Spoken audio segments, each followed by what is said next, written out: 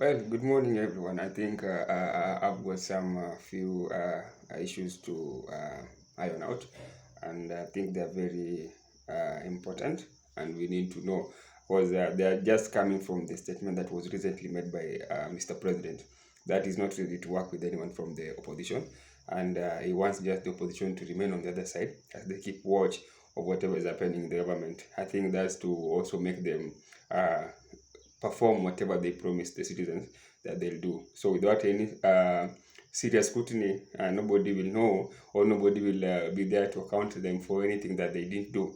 So I think it's also a best move and can be also worse because if you start like chest thumping that you don't need any support from anyone and you can do it alone, there are also some consequences that will come with that. So that one we'll talk about it later. So if based from the previous statement by the president, he said categorically that he is not willing to work with anyone from the opposition, or in short, he's not going to give them any job. So here comes a question that we are going to ask based on his statement. And the question is, if he's not ready to work with anyone from the opposition, or he's not even willing to give them any job, then we have a problem because if we're going to have the business of the house conducted in order, the president must have numbers in the National Assembly. Because we already know that they have the numbers in the Senate. What of the National Assembly, where all bills, important business is discussed? They don't have numbers there. It's open to anyone. Azimio One Kenya coalition has got a majority in that house. So if you say you're not going to work with anyone, at the same time you want to have numbers in this house, how are you going to get it? There's a question to Kenya Kwanza, because it's not easy for you to pass bills or make some kind of motion in the house if you have less number in that house. So right now you see we have a confusion that is coming directly like pure politics. If Kenya Kwanza does not have enough number in the House, that's the National Assembly, and Azimio has the majority in the National Assembly, so Azimio can put them under full watch because Azimio is going to run majority of the business and move more motions, and also to pass the bills they require the Azimio numbers. So here is where the president now draws the line. If you have the numbers and you don't want to work with people, that's okay. But if you don't have the numbers, you need to work with them. Because obviously there are some members that are going to be coerced. There are some members that are going to be influenced to change their move. And we've seen that in the previous moves, which is so obvious.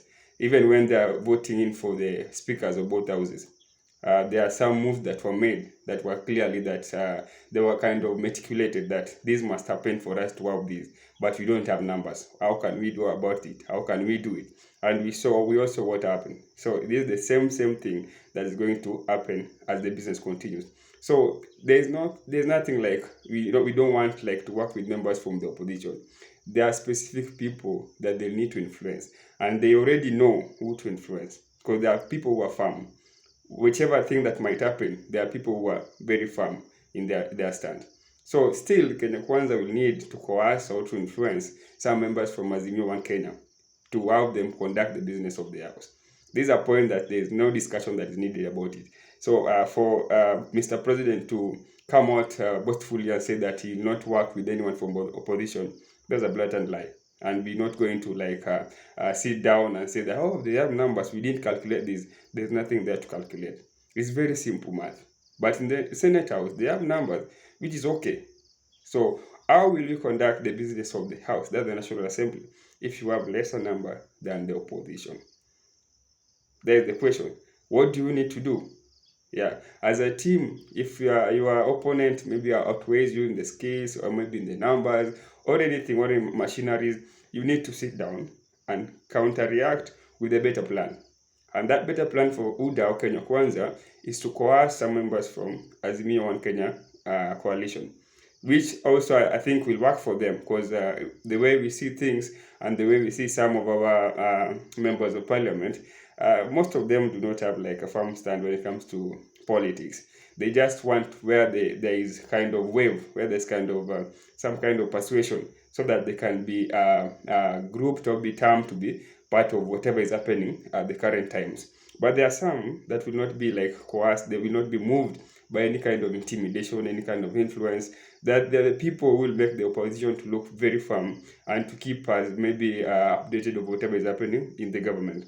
So I think for this to happen for Kenya Kwanza, to have like a majority leader in that house, they need to do a lot of work.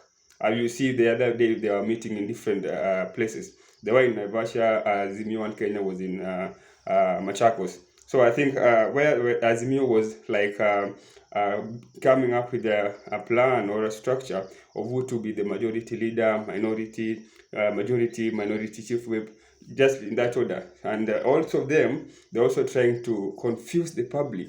They also have numbers, and they're going to have like majority leader in the National Assembly. Because even, you see, it's very clear where the Azimio know that they don't have majority numbers, they don't conduct business there. You see what happens in the Senate.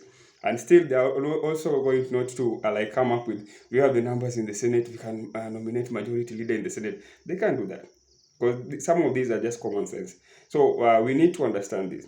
What gives a party or a coalition power to nominate or appoint majority person in both the houses? It's simple. It's just the numbers. If you have the numbers, it's easy. They are not elective posts now. The now party sit down or coalition sit down, and you nominate one person or you appoint one person for each and every post. The same goes to the committees. There are a lot of committees, parliamentary committees, and these can only be detected if you have the numbers from these houses. So there's still game that is going to be played, and we still expect a lot of surprises from these two groups. So there's nothing that we're going to kind of catch us by surprise. We already know. That's the thing. It's very simple. Just do the math from both the houses. Where you see one coalition leading, they have the powers. Where you see another coalition leading, they have the powers. Very basic. No, nothing like you need to discuss, or nothing like you need to sit down and understand. No, just the numbers is enough.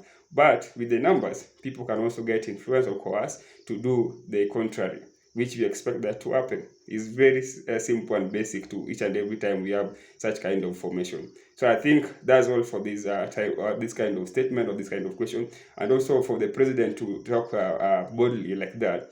You also know that you need to do a lot of meticulous calculation, do a lot of math for him to have like a firm base or firm ground where he can be speaking boldly like a president. And without that, a lot of things are going to like tumble and fumble. We are going to have like accounts where now we want to know who is having a lot of power, who is who in that context, and we don't wish to live there or reach there. So I think that's the thing that we all need to understand, so that just in case we see that something has happened to contrary, then we understand why it had to happen that way. That's the thing that I wanted us to understand for this time now. See you next time.